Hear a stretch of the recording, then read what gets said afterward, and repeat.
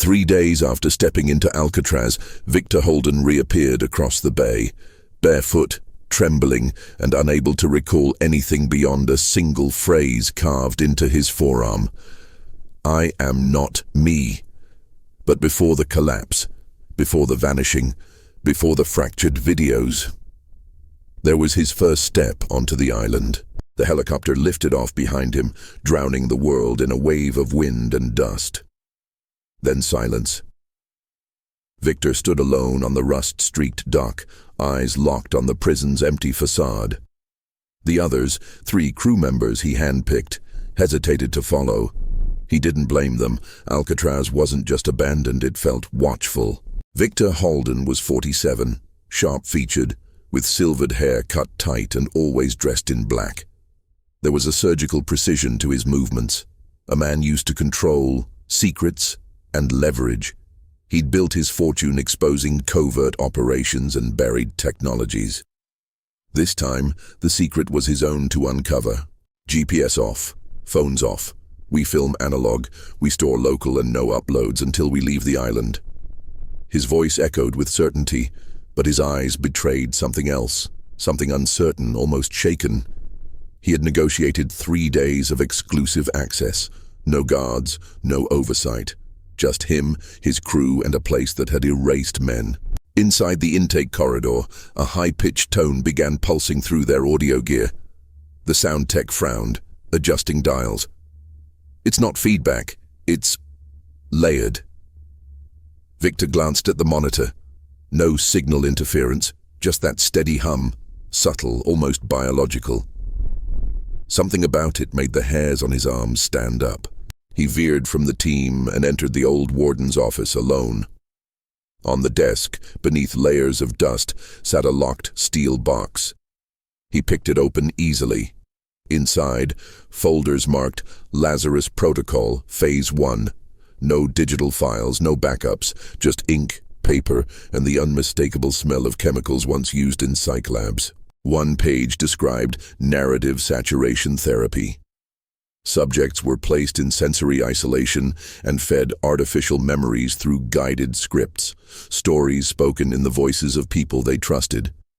Over time, they stopped distinguishing what was theirs from what was implanted. The goal, identity destabilization, then reconfiguration. That night, as the sun bled out over the bay, Victor made a decision. "I'll spend tonight in cell block B," he said. "Alone." The others protested quietly. He smiled, but it didn't reach his eyes. As he walked away, the camera still recording, a distant cell door slammed shut, though no one else had moved. The air inside cell block B was dense, like it hadn't been stirred in decades. Victor lay on the steel bed, recorder on his chest, whispering field notes into the mic. No sounds beyond the usual creaks, but I feel like the silence here is curated, designed. He paused. A sudden breath that wasn't his brushed his ear, and yet nothing was there. By morning, the team found him sitting upright on the bed, eyes bloodshot, lips slightly parted. "Didn't sleep," he said calmly. "Didn't want to." He handed them a yellowed envelope he'd found taped under the bunk. One that hadn't been there the night before. It was labeled Lazarus Blueprint, Rev D. Inside were schematics of a modified isolation chamber. The layout was familiar, but wrong. The angles were impossible. Measurements didn't line up. One diagram showed a subject lying flat, encircled by mirrors angled inward, each one etched with lines of unfamiliar code. No doors, no exit path, just containment. Victor became fixated. He stopped filming interviews. He spent hours alone in the archive room, muttering to himself. They weren't trying to erase people. They were trying to overwrite them, like recording over a VHS tape, layer after layer until nothing of the original remained. But why? That afternoon, the crew reviewed old footage. In one clip, dated July 11th, 1952, a man sits in the chamber repeating a phrase. "My name is Thomas Vane." Over and over. Hours pass, then he shifts, voice steadier, accent gone. "My name is Marcus Rell." He smiles. Different teeth, different posture. The tape ends with static. The team began noticing changes in Victor. He called one of them by the wrong name, twice. He insisted the layout of the prison had altered overnight. He stared too long at reflective surfaces, as if expecting to see someone else. "I feel like I'm slipping between floors of a building that shouldn't exist," he confessed on tape. They returned to the modified chamber, a sub-level cell, sealed since 1963. It took 2 hours to unbolt the door. Inside, the mirrors had darkened to a smoky tint. The walls were covered in symbols that weren't there the day before. And in the dust near the center, fresh footprints, bare, small, not Victor's. That night, Victor didn't record. He sat in silence, watching old Lazarus footage on a loop, mouthing the words with the subjects. His eyes were glassy, detached. When asked if he was all right, he turned slowly and said, "What do you mean, Victor?" Then blinked, like waking from a dream he didn't remember falling into. The footage Victor reviewed became obsessive. He no longer labeled files, nor cared about continuity. He filmed himself watching the tapes frame by frame, whispering dialogue seconds before it happened. "Memory isn't storage," he muttered into the camera. "It's performance, and I'm forgetting which version of me is doing the acting." The light in his eyes was dimmer, like the tape was watching him back. Tension bloomed within the crew. Rafi, their lead technician, began logging minor but persistent anomalies. Equipment slightly repositioned, labeled drives swapped, audio logs with no speaker. One morning, they found Victor's personal journal left open in the rec room. The page was dated for the next day. Written in fresh ink, the only sentence read, "You're almost ready for the rehearsal." No one admitted to writing it. They discovered a second chamber, one not listed in the blueprints nor mentioned in any of the Lazarus files.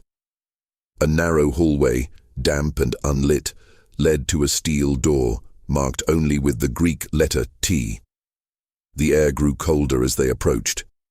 Inside, the room was clinical, compact. Dozens of mechanical metronomes surrounded a single metal chair, each pointed inward, perfectly still, like sentinels waiting for a cue. Victor stepped in first. As his foot crossed the threshold, every metronome ticked once in unison, a sharp, dry sound that cracked through the silence like bone under pressure. No one had touched them. Rafi rewound the footage frame by frame. Nothing moved, but everyone in the room had heard it. Victor smiled almost with recognition. "They're syncing," he whispered. Later, they uncovered interview transcripts from the 1952 trials. Victims, or subjects, spoke of memory layering, narrative rethreading, and redundant identities. One man insisted he remembered 3 distinct childhoods, each one with a different mother, each one more vivid than the last. "I chose the one that hurt the least," he told the interviewer. His eyes were calm, clear, satisfied. Victor's language changed subtly over the next day. He used archaic phrases, misplaced names, and referenced events that didn't happen. During a briefing, he described Lazarus not as a psychological experiment, but as a template. "It's a rehearsal," he said, "a prototype for post-biological continuity." Then he paused, confused. "Was that me talking?" Rafi urged him to stop. "We're not observers anymore," he said. "We're embedded, and the protocol's not dormant, it's reactive." Victor waved him off but didn't argue. His hands, however, trembled as he adjusted the lens. He kept filming, even when the others weren't speaking, especially when they weren't. That night, they returned to the Thea chamber. The door had shut itself. From behind it came a low, rhythmic pulse. The metronomes ticked out of sync now, unpredictably. Victor stood listening. He placed his hand on the door, then whispered a name none of them recognized, and in the dust below the chair, a second set of footprints facing his. Victor began recording everything, not just interviews or footage of the prison, but conversations, footsteps, silences. He placed recorders in rooms where no one stayed, then replayed the tapes obsessively, searching for discrepancies in ambient sound. "Patterns," he muttered. "There's a rhythm behind the stillness. Someone is speaking in the pauses." The team grew restless. Sophia, the production assistant, noticed Victor had stopped eating. She confronted him, gently.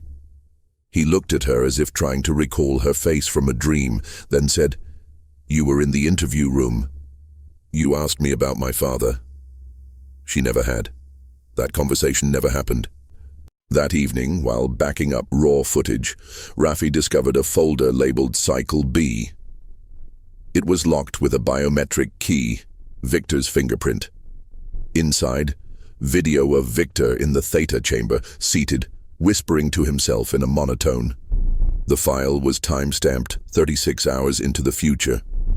Rafi double-checked the system. It hadn't glitched. The footage should not exist. When confronted, Victor didn't deny the video. He watched it face blank, then asked, "Did I pass?" No one responded. He turned off the monitor, but the screen stayed lit. Static filled the edges, then shifted, just for a second, into the contours of a face not his own. Then it was gone. Sleep patterns began collapsing across the crew. Dreams bled into waking hours. Sophia claimed she saw herself walking down the corridor, only to realize the other version of her didn't mirror her steps. Rafi's reflection blinked out of sync. One by one, they began documenting incidents in private journals, none of which were there the next day. Victor proposed a test. He asked each of them to record a detailed memory from childhood. Date, place, people. Then he sealed the entries. 24 hours later, they played the recordings back. Half of them no longer recognized their own voices.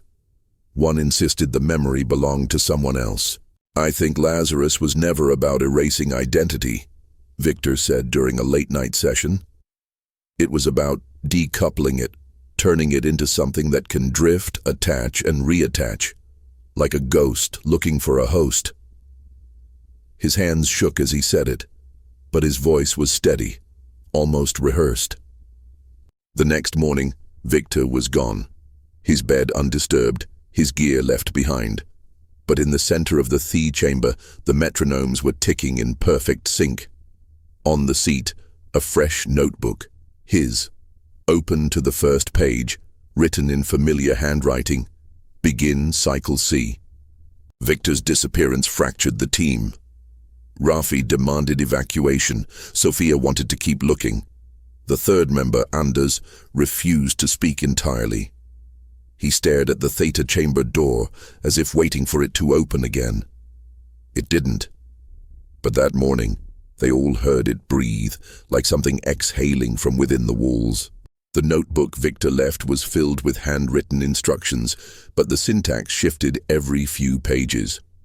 Some entries were calm and methodical, others rambling, paranoid, written in loops. One line appeared over and over. "If you remember too much, you become unstable. If you remember nothing, you are replaceable." Sophia took charge. She cross-referenced the files Victor left with the footage they had, compiling timelines and discrepancies. She noticed something chilling.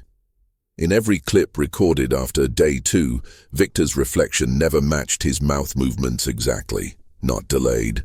Different, as if they were separate takes of the same performance. That night, Rafi finally confessed. He had dreamt of the chamber. Not the one they found, but a cleaner, untouched version.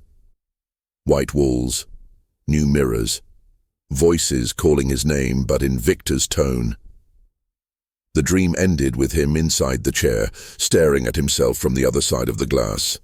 But the version watching smiled first. Sophia discovered a file labeled Echo Seed. It contained a single video, Victor in the warden's office, speaking directly to camera. "If you're watching this, I failed the transfer," he says. "I couldn't hold on to the original thread. But that means you still have a chance. The protocol is recursive. Each run weakens the barrier." Then the file corrupted. The prison itself began to feel unreal. Doors they never opened were suddenly unlocked, maps no longer aligned with physical space. Sophia filmed herself walking down a hallway. When she reviewed the footage, she never appeared. Just the sound of her footsteps alone echoing louder than they should. Anders broke. He stopped responding to questions. He drew spirals endlessly in the dust. He began repeating a single sentence. The mind is a hallway. Lazarus leaves the doors open. When Sophia asked what that meant, he pointed to the theta door. He's still in there, just not only him. By the fifth night, Sophia found another message in Victor's handwriting, slipped under her sleeping mat. If I forget myself completely, do I become free, or do I become you? She turned off the camera, but the red recording light stayed on, even unplugged. Sophia stopped sleeping. Every time she closed her eyes, she dreamed of doors. Endless corridors, rooms labeled with names she didn't recognize, but felt drawn to. No one forgets everything, she whispered into the recorder. What's worse is remembering someone else's life better than your own. The theta chamber remained closed, but its influence seeped into the rest of the prison. Light bulbs flickered in sync with the metronomes. Audio equipment recorded whispers that weren't voices, just cadences, like fragments of dialogue with no words. The team stopped asking what was real. They started asking what was original. Rafi decoded part of the corrupted Echo Seed video. Victor's voice, distorted but decipherable, described something called the rehearsal room. It's not a place, he said. It's a protocol loop, a pattern that runs itself through whatever mind it touches. It learns, it adapts, and eventually it takes. That day, Sophia found Anders inside the mess hall, writing a list of names on the wall in chalk. None of them belonged to anyone on the island. When she confronted him, he replied in a voice that wasn't his. Slower, deeper, more confident. We're not trapped here. We're being drafted. Sophia began reviewing older footage, the earliest from their arrival. She noticed something that made her stop breathing. In the background of one clip, taken the first day, a figure stands briefly in the frame. Blurred, facing away, same posture, same build. As Victor. But Victor was in the shot. Someone else was holding the camera. The next night, Sophia filmed herself for proof of presence. She spoke directly to the lens, her name, the date, her memories. But when she played it back, the footage began mid-sentence. The voice was hers, the words weren't. He walked into the room as me, the recording said. He didn't flinch when I screamed. Rafi tried to leave. He packed, climbed to the roof and activated the emergency beacon. But when he checked his GPS logs, it said he'd never left cell block B. The signal repeated the same 5 seconds of static every time he replayed it. The loop always ended with one frame, the theta door slightly ajar. At midnight, the power in the entire facility went out. Emergency lights flickered on, but only in the hallway leading to the chamber. The metronomes inside began ticking again, this time in perfect time with Sophia's heartbeat, and scrawled across the wall in fresh chalk. Cycle D begins now. He came back without warning. Just past sunrise, the theta door stood open, and Victor sat calmly in the chair, eyes closed, heartbeat slow. The metronomes had stopped. His first words were, "I've been here the whole time. I just hadn't arrived yet." No one dared respond. His demeanor was off. Still him, but not entirely. He called Sophia by name, but in a tone too intimate, as if recalling something they never shared. Rafi asked what happened in the chamber. Victor smiled gently. "I don't think it's a chamber, I think it's a seed, and I let it grow." Sophia tried to question him, dates, details, technicals. He answered everything perfectly, except for one inconsistency. He remembered filming an interview that never happened. And in his version, Anders wasn't part of the team at all. but Anders still sat in the corner, silent, drawing spirals. Victor requested access to all footage. He reviewed it obsessively, cross-referencing audio layers with timestamps no one had logged. "There are 2 versions of each moment," he said. "One that happened and one that felt like it happened. Lazarus runs them in parallel, and eventually, one wins." The crew began hearing things, not voices but exact copies of past conversations replaying at odd hours, coming from empty rooms.